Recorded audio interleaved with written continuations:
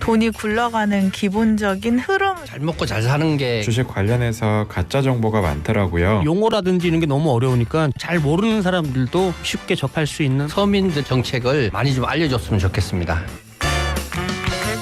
바쁜 생활 속에서 반드시 챙겨야 하는 경제 소식.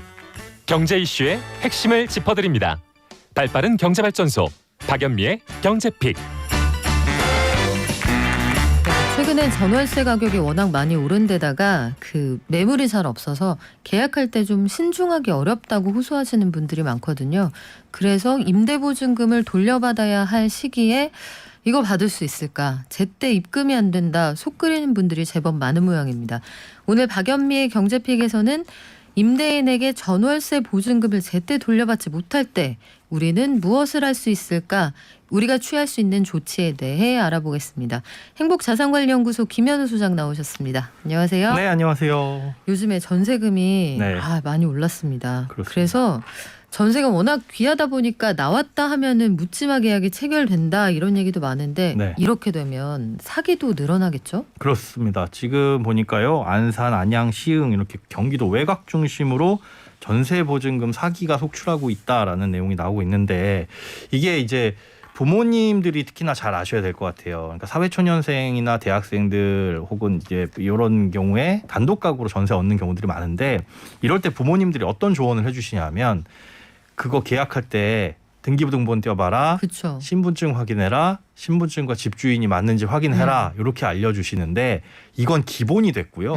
이제는 정말 전세 사기의 유형들이 정말 천차만별 너무나도 다양해졌습니다. 그래서 들어보지도 못한 사기 유형들이 많이 있는데 진짜 맘먹고 안 줄 요량으로 세입자가 들어가자마자 바지 사장으로 집주인을 바꿔버리는 경우도 있어요. 그러니까 보통 신축 빌라에서 이런 경우가 많이 네. 생기는데 빌라를 처음에 지으면은 이 건축주가 있겠죠. 건축주와 계약을 체결을 하는데 잔금 치르는 그 날짜에 집주인이 바뀝니다. 그런데 알고 보니 그 집주인은 그냥 명의만 빌려준 말 그대로 바지 사장. 보니까 신용불량이라든가 뭐 노숙자 이런 경우로 바꿔버리면 아예 줄 생각이 처음부터 없는 거죠. 네. 네, 이런 경우들도 있어가지고 과거에 우리가 알고 있던 그 앞서 말씀드린 뭐 신분증 확인해라 이런 것들은 이런 것들로서도 사실 답이 없는 문제들이 굉장히 많이 발생을 하고 있다. 자, 그러면 임차인 입장에서도 네. 우리가 챙길 수 있는 옵션이 좀 더 많아져야겠어요. 그렇습니다. 집주인이 들어온다거나 임대인이 집을 팔았다. 네. 이럴 때 임차인이 보증금을 받으려면 이게 네네. 약간 긴장되는 상황인데 그렇죠. 깡통 전세 같은 그런 뭐 극단적인 상황이 아니라도 네. 보증금을 제때 못 받는 분들이 그렇게 많습니까? 그렇습니다. 앞서 말씀드린 대로 그런 것들은 이제 일부러 안 주려는 경우고 그렇지 않더라도 집값이 떨어지거나 그렇게 됐을 때 보증금은 꽤 많이 올려받았는데 계약할 당시에는 비쌌지만 네. 나중에 가서 보증금을 돌려줄 때쯤 되다 보니까 집값이 떨어져서 다음 세입자를 구하려고 하는데 예를 들어 집값이 3억에 이 전세가 2억 5천이었는데 집값이 한 2억 5천쯤으로 떨어지면 전세를 2억 5천에 들어오려는 다음 세입자가 없잖아요. 그렇죠. 다음 세입자를 못 구해서 보증금을 못 빼주거나 혹은 뭐 대출을 받아서 빼줘야 되는데 이 대출이란 것도 요즘에 쉽지 않고 또 집주인 여력에 따라서 다를 수가 있으니 이런 경우에서도 못 빼주는 경우들이 왕왕 있어서 이제는 임차인이 꼼꼼하게 좀 확인을 해봐야 될 것들이 굉장히 많아졌다. 이렇게 그래요. 볼 수 있습니다. 최근에 특히 저희가 여러 가지 사례 중에 빌라 얘기를 많이 전해드리게 되는데 네.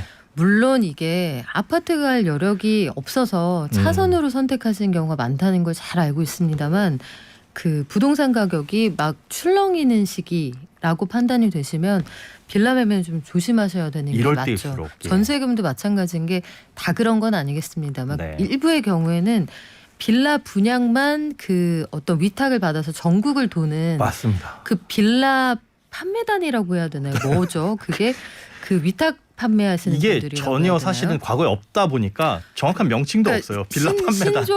네. 신종의 어떤 그 비즈니스 유형인데 이런 그렇습니다. 사람들은 딱 판매나 아니면 그 분양만 해주고 딱 해놓고 세입자만 움직이기 데리고. 때문에 맞습니다.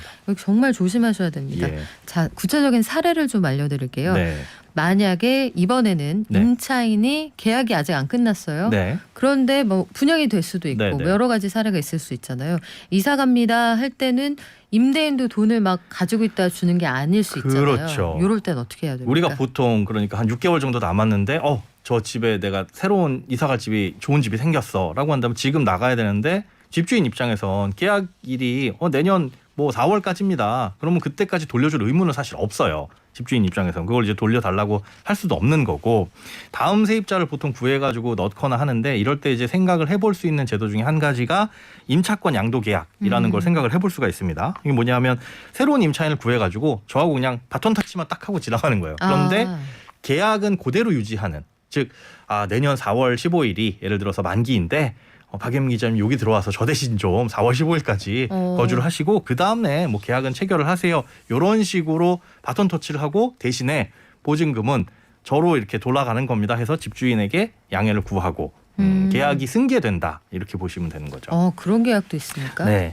독특하네요. 그럴 수도 있고, 그러면 새로운 임차인 네. 만약에 오늘 들어간다고 네네. 치면 오늘 11월 1일이잖아요. 예. 11, 12, 1, 2, 3, 4 4. 반년만 거주를 하면 되는 거예요. 그렇죠. 그런데 좀 전에 말씀해 주신 것처럼 생소한데요라고 말씀해 주신 게 거의 이게 안 이루어지다 보니까 그래요. 저도 사실 생전 처음 들어봤어요. 이게 왜 그러냐면 1번 집주인의 승낙이 있어야 됩니다. 승낙, 집주인 동의서가 필수고요. 그리고 양도계약서도 당연히 우리끼리 써야 되고, 그다음에 부동산 임대차 계약서도 다 집주인과 새로운 세입자가 써야 되는데, 문제는 말씀하신 것처럼 6개월만 거주를 하게 되면 그럼 나가냐? 그렇진 않겠죠. 아마 새로운 계약을 체결을 하겠죠. 그렇겠죠.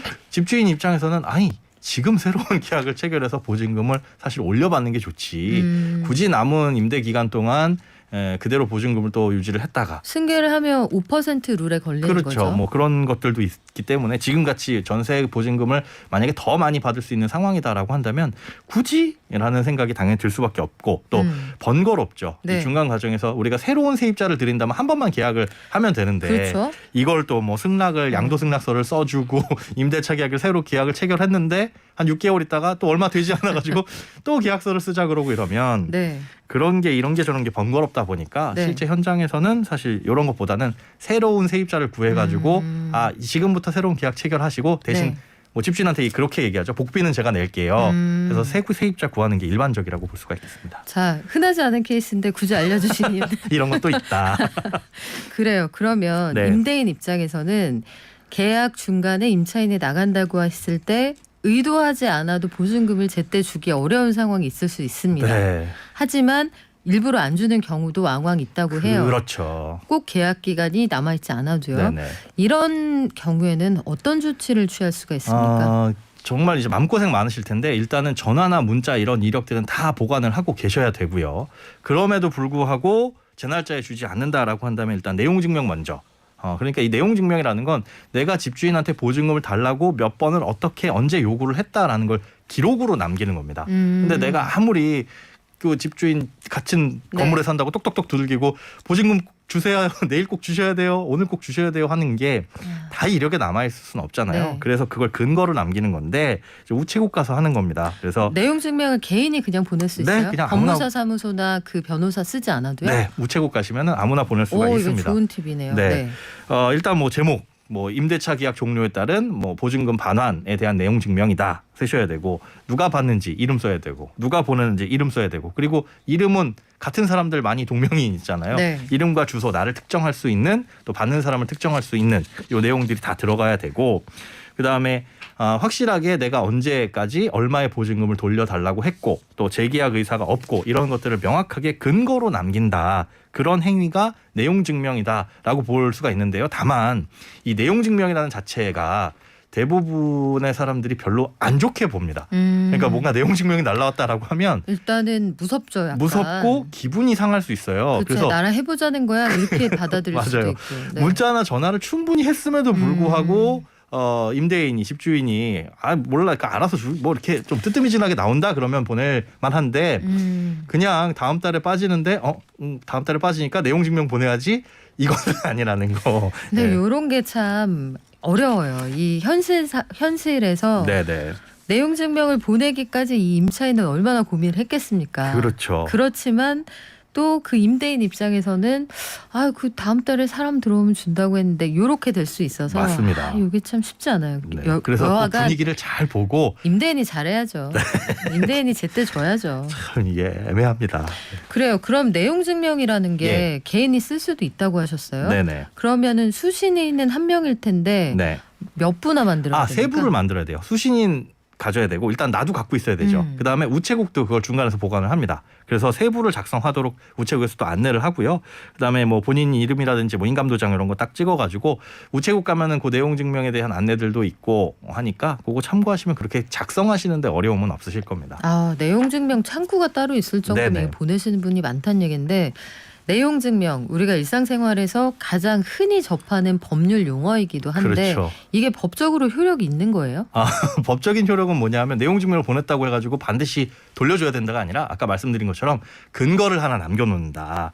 혹시나 법정까지 가게 될 경우 소송까지 가게 될 경우에 내가 그냥 하루아침에 오늘 나갈 거예요. 오늘 돈 주세요 한 게 아니라 며칠 전서부터 언제서부터 얼마를 어떻게 달라고 했고 저는 이 적법한 절차에 따라서 그걸 요구했는데 안 들어줬다. 라는 것들을 이제 남겨놓기 위한 게 내용 증명이라는 절차이기 때문에 이거 자체로 네. 어떤 법적 효력이 있거나 그런 건 아닙니다. 그냥 증거, 쉽게 얘기해서 하나의 증거다 이렇게 생각을 하시는 게 좋죠. 근데 받아야 되는 사람들이 네. 수신에 거부할 때도 있잖아요. 그렇죠. 집에 없다거나 네. 그래도 일단은 내가 발송을 했고 이런 내용들을 이 사람에게 통지를 했다라는 게 중요한 거니까 그거는 그 사람이 받든 안 받든은 사실은 중요하지는 않습니다. 네, 피차 여기까지 안 가면 좋을 텐데 그렇죠. 상황이 악화돼서 일단 여기까지 갔어요. 네. 내용 증명도 보냈단 말이죠. 네. 그런데도 임대인이 보증금을 안 준다. 그 네. 다음에 할 수 있는 게 뭔가요?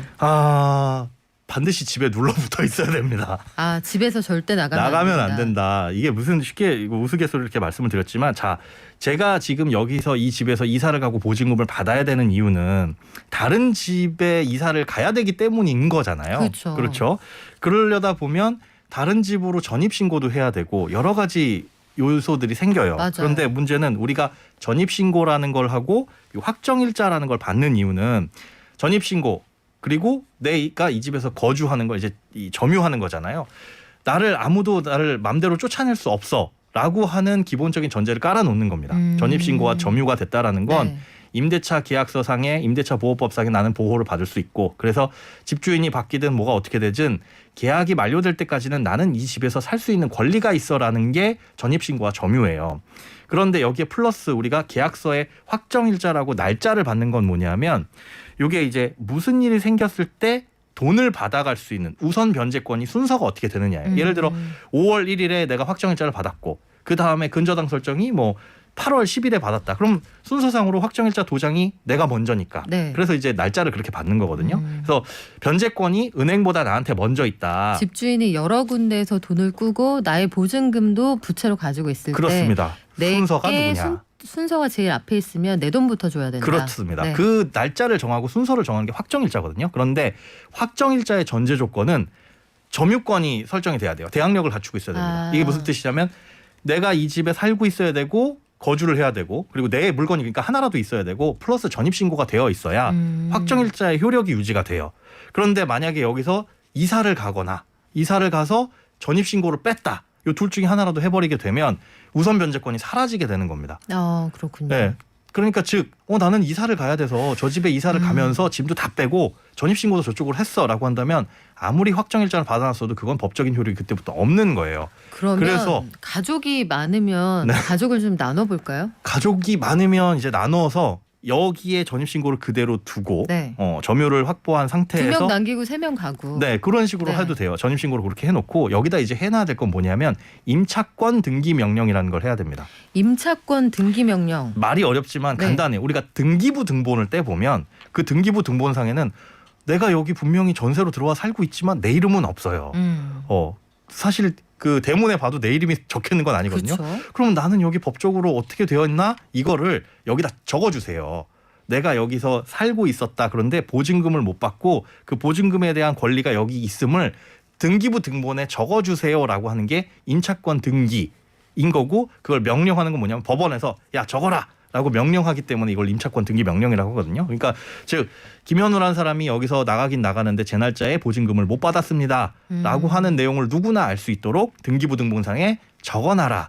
라고 하는 게 임차권 등기 명령이에요. 이렇게 해놓으면은 사실상 이제 발뺌을 할 수가 없는 거죠. 그렇군요. 발뺌할 수도 없고 내 우선 변제권도 그대로 유지가 되고 그래서 요걸 해놓는 게 안전하다. 이걸 해놓고 나서야 이제 이사를 가는 게 안전하다라고 볼 수가 있습니다. 근데 이렇게 든든한 거면 이거 이사 갈 때 처음부터 해주면 안 돼요?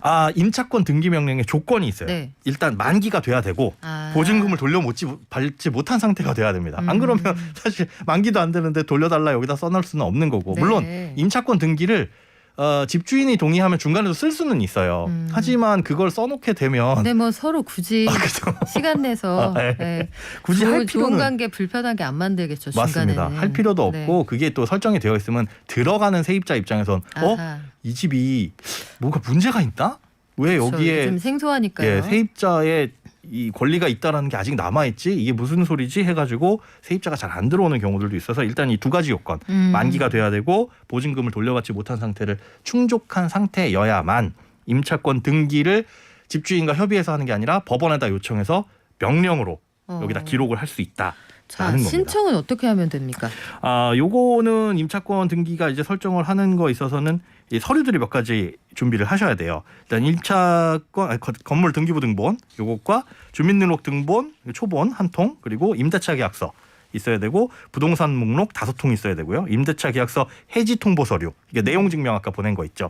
요런 것들 요거를 가지고 가서 신청을 하게 되는데 이 정리를 해가지고 이 동사무소 그러니까 주민센터죠. 주민센터나 이쪽에서 발급받아가지고 여기다 신청을 하시게 되면 순서가 명령 신청을 한 후에 바로 나오는 건 아니에요. 네. 그러니까 임차권 딱 봐서 법원에서 여기다 임차권 등기를 해도 된다라는 결정이 일단 나올 거잖아요. 그 다음에 해당 내용을 송달하고 임차권 등기가 좀 시간이 걸리지만 그 다음에 등기가 되는 걸 확인하고 나가야 됩니다. 그러니까 오늘 신청했다고 해가지고 결정이 났다. 임차권 등기 명령 결정이 났습니다라고 하더라도 등기부 등본을 떼봐서 임차권 등기 명령이 난 이후에 움직여야 된다라는 것만 기억을 좀 해두시면 될 것 같습니다. 근데 여기서 이제 임차인이 겪게 되는 딜레마가 한 가지 있다고 보는 게 네. 임차권 등기 명령까지 됐다고 치죠. 네. 그러면 가장 이 사안을 빠르게 해결할 수 있는 방법은 다음 세입자가 들어와서 내 그렇죠. 돈을 돌려받는 거잖아요. 네네. 물론 그분도 문제가 없어야겠고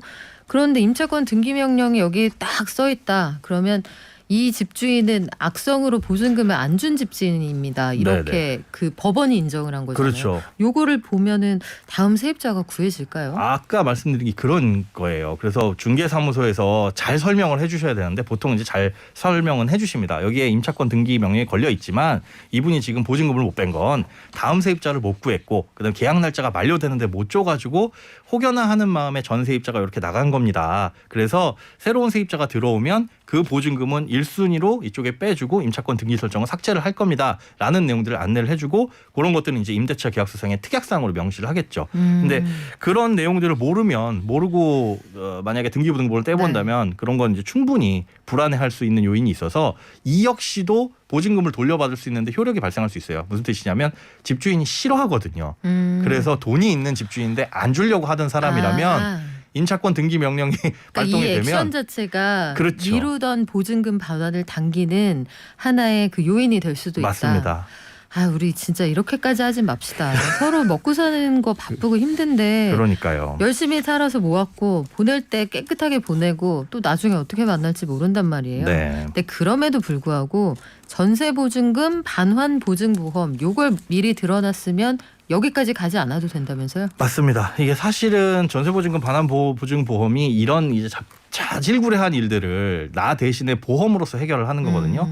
보험료를 내야 된다라는 단점은 있지만 그렇게 되면 만약에 집주인이 날짜를 지나서 돈을 돌려주지 않는다라고 한다면 보증보험에서 보험금을 일단 그 보증금을 날 다 빼주고 그 다음에 분쟁은 보증보험 공사하고 그 다음에 이 집주인하고 벌어지는 거죠. 그렇기 때문에 난 여기서 일단 필요한 날짜에 제 날짜에 돈을 빼서 갈 수 있다라는 장점이 있어서 사실 가장 지금으로서의 안전장치는 전세보증금 반환 보증보험 여기에 이제 가입을 하시면 되는데 허그 주택도시보증공사나 그다음에 SGI 서울보증 이 두 가지에서 할 수가 있어요. 네. 차이점은 보증료입니다. 어디가 더 싸요?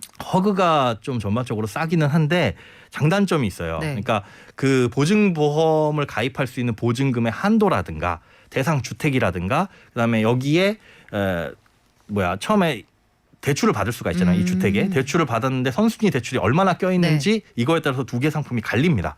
그래서 본인이 들여가려고 하는 집에 적절하게 싼 게 좋겠지만 이 싼 걸로도 안 되는 커버할 수 없는 경우가 있다면 이제 좀 비싼 서울보증보험 이걸 비교를 해가지고 가입을 하시는 게 좋겠죠. 그러면 비싼 보험료를 기준으로 해서 만약에 전세금이 2억이다 하면 네. 보험료가 연간 얼마나 됩니까? 연간 뭐 한 0.5, 0.8 요 정도 되기는 하는데 이게 전세 계약을 보통 2년으로 잡잖아요. 네. 그래서 곱하기 2 하셔가지고 생각을 하셔야 돼요. 2년치 하면 그럼 얼마가 되는 거죠? 2년치 하게 되면 한 1억당 그래도 한 50만 원, 60만 원 정도라고 보시면 되는데 이게 주택에 따라 다릅니다. 네. 그러니까 단독주택인지 뭐 오피스텔인지 아파트인지에 따라 다르기 때문에 그런 것들은 좀 확인이 필요하죠. 요거 확인해서 전세보증금 반환보증보험 여기 가입하시는 게 좋을 것 같은데 네. 여기도 가입이 안 된다는 얘기들이 왕왕 있어요. 빌라는 이게 안 받아주는 경우가 꽤 특히나 많다면서요. 다가구 그쵸. 같은 경우에 다세대 이제 주택. 예, 또 다가구는 하나로 되어 있잖아요. 여러 세대가 살지만 그쵸. 그런 경우에 또 어려운 경우들이 있어가지고 참 이건 세입자가 조심하는 수밖에는 아직까지는 없습니다. 그래요. 현실적인 제약이 있겠지만 이거 정말 좀 잘 알아보셔야 되겠는데 대부분 임대보증금 관련 소송은 세입자가 이긴다는 얘기는 제가 알고 있습니다만 여기까지 안 가야죠. 몇 년 동안 맞아요. 그 고생하실 거 생각하면 네. 자, 우리 착하게 삽시다. 저희가 임차인 관련한 내용 지난번에 비슷한 주제로 이변의 이런 이변이에서 한번 전해드렸는데 네. 그때 다루지 못한 내용 오늘 김현우 행복자산관리연구소 김현우 수장하고 같이 점검을 해봤습니다. 다음 주에 만나요. 네, 고맙습니다. 고맙습니다.